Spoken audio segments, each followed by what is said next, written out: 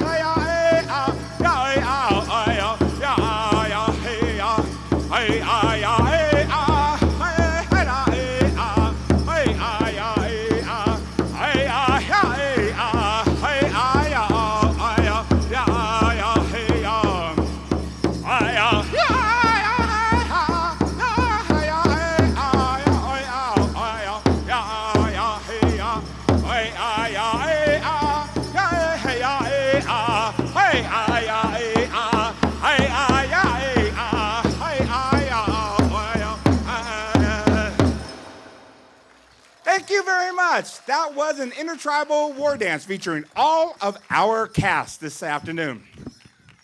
We're going to exhibition each of our dance styles that have come to join us today. We're inviting a very talented dancer to start off with, and his name is Jason Warwick. And he's going to do a very special dance called the grass dance. In our past, we've had many warrior societies, and the grass dance society was very important to many of the Central Indians of the United States who lived on the plains and prairies. The leaders of these grass dance society wore tufts of feathers on their lower back called crow bustles. But those warriors who were not designated or who have not achieved that status wore tufts of grass in their belts and in their moccasins. And these represented scalps. Today, these tufts of grass have been replaced by both ribbon, cloth, and yarn. So please enjoy an ancient dance of the grass dance.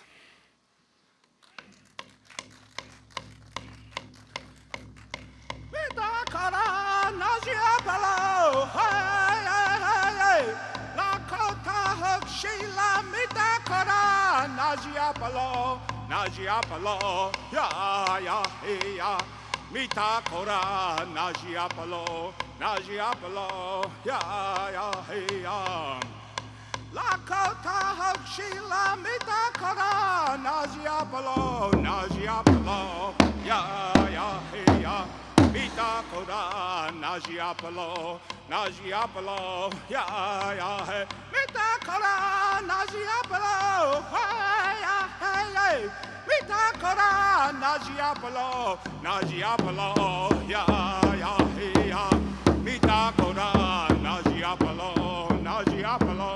Ya Hey Ya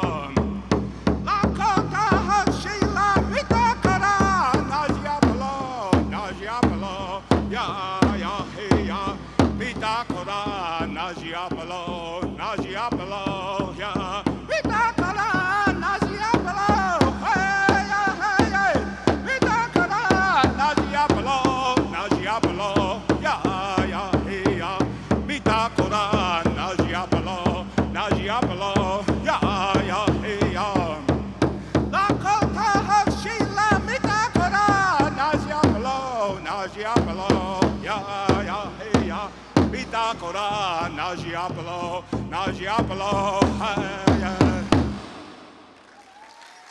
The Grass Dance by Jason Warwick.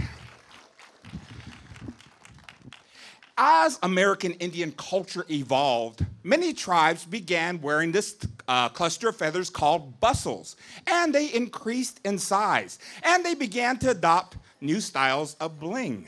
And so we're going to bring out two traditional dancers at this time, and we're going to do a very special dance called the duck and dive dance. Now, the duck and dive dance originated in the state of Montana. There was a great chief called Chief Joseph, whose famous words were, "From where the sun now stands, I will fight no more." And he was leading his people in an exodus to Canada before he was caught by the U.S. Army. Now, he could have made it to Canada. However, he made sure that his women and his children were taken care of because they were the lifeline of his tribe. About one of the battles that during this exodus was called the Battle of the Big Hole, in which the Nez Perce camp woke up to a volley of Hotchkiss cannon fire. And these were landing in the camp. Immediately, the warriors went straight towards this volley and overcame these cannons and took them over and turned them on the United States Army, while the children and women were allowed to escape. Well, a dance ensued to remember this cannon fire, and this is called the duck and dive. So as these hard beats take place, you'll see the dancers ducking and diving. This is the duck and dive dance from the Nez Perce tribe of Idaho and Montana.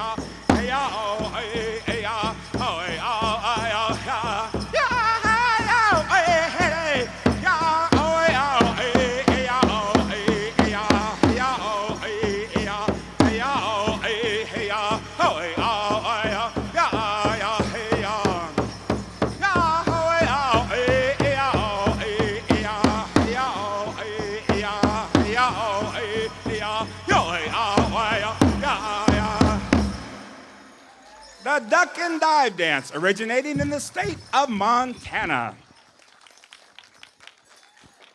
American Indian women are very respected among all tribes because they are the life givers and they hold powerful medicine. And so they are given a special position in almost every single American Indian tribe. We're bringing out a dancer at this time, and her name is Celeste, and she's going to be doing a woman's style of traditional dance. Now, when I say traditional, almost every single tribe had dances which were traditional to their individual tribe. However, in powwow dancing, powwow is a celebration of being Indian, many women dance a same distinct style, all the way from Alaska down to Florida and everywhere in between. So please enjoy the graceful movement of our women's traditional dancer at this time.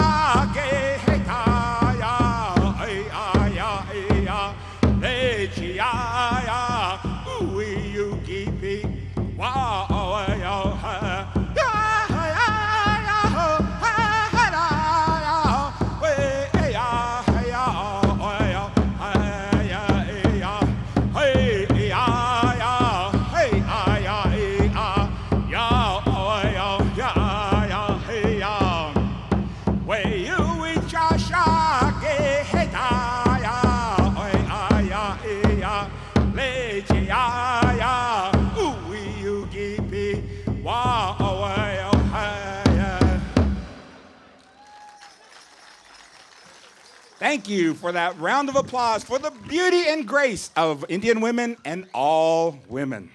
Now we're going to do a specialty dance. Now this is danced by only certain men who have very good agile reflections. It is said in history that we had healers known as medicine men and women who had these round circles where they could look into them and look into a human body and diagnose the ailment. Or they could look in these circles and see the future of their people, of their selves, and their tribe. Well, in the 1940s, a multiple hoop style of dance was created by a Pueblo Indian man from the deserts of the Southwest named Tony Whitecloud. And he traveled all across America with an old man who was a famous movie star named Gene Autry. And they sold war bonds, many, many Native people saw this style of dance and incorporated it into their show routines. And so at this time, we're going to bring Duncan Munson out at this time, and he's going to be dancing through each one of these hoops, creating many beautiful designs found in nature. Watch for a man riding horseback, a butterfly as it comes out of its cocoon, a tornado, an eagle, and several different tribes of trees and animals and insects. And if you see applause that you really like, feel free to give him a great big round of applause, and I know he'll ham it up that much more for you. This is the Hoop Dance by Duncan Munson.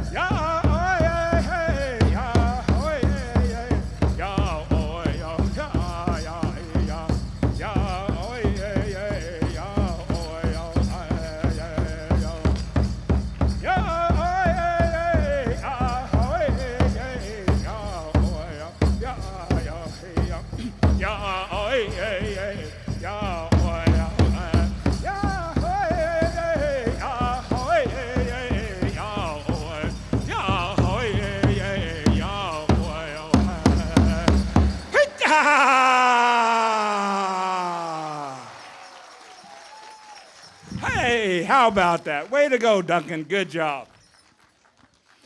As I mentioned earlier, the circle is very important to the Indian people because there is no beginning and no end. And so we believe life moves in a circle. For our finale right now, we're going to invite many of you to come up in the audience and join us for a very special dance because this is a friendship dance called the Round Dance.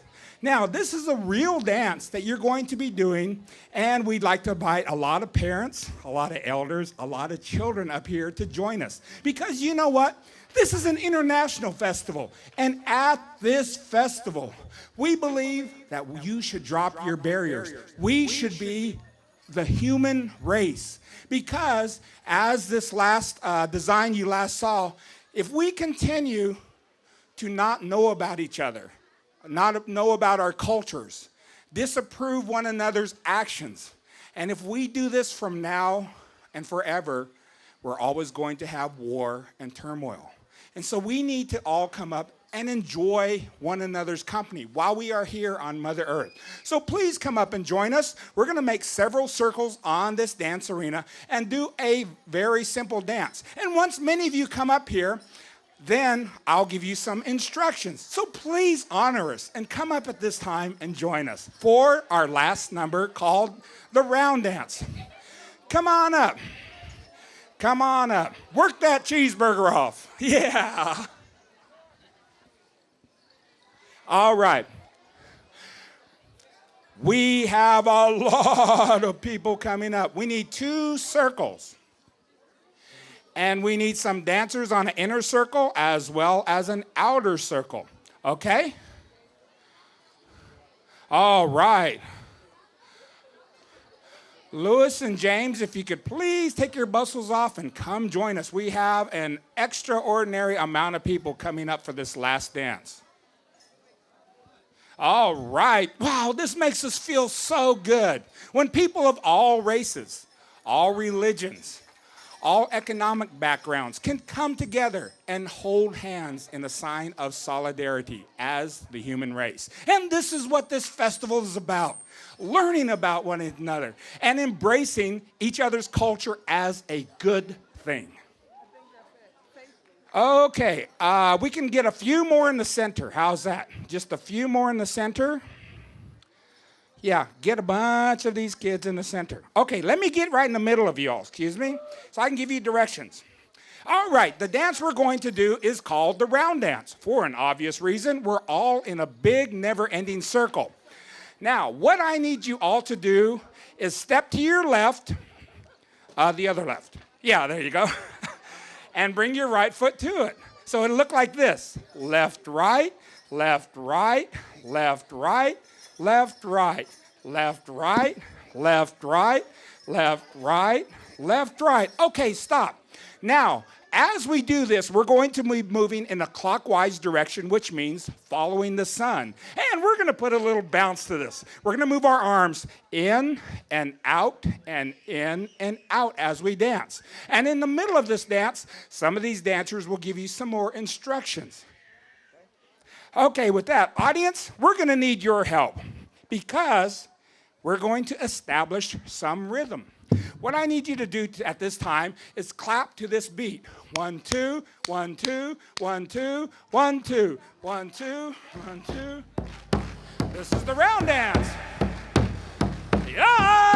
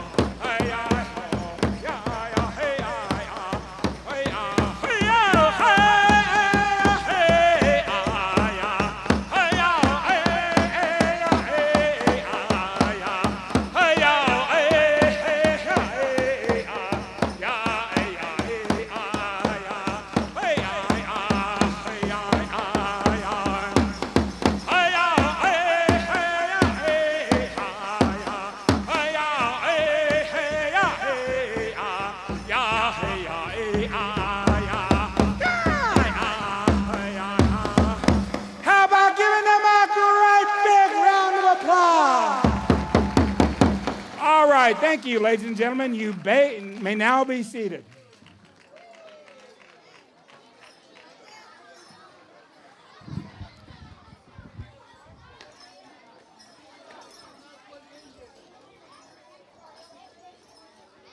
And this concludes our performance of the American Indian Dancers. Please join us at 3 o'clock at the next stage for our next performance. We hope to see you there. Aho and goodbye.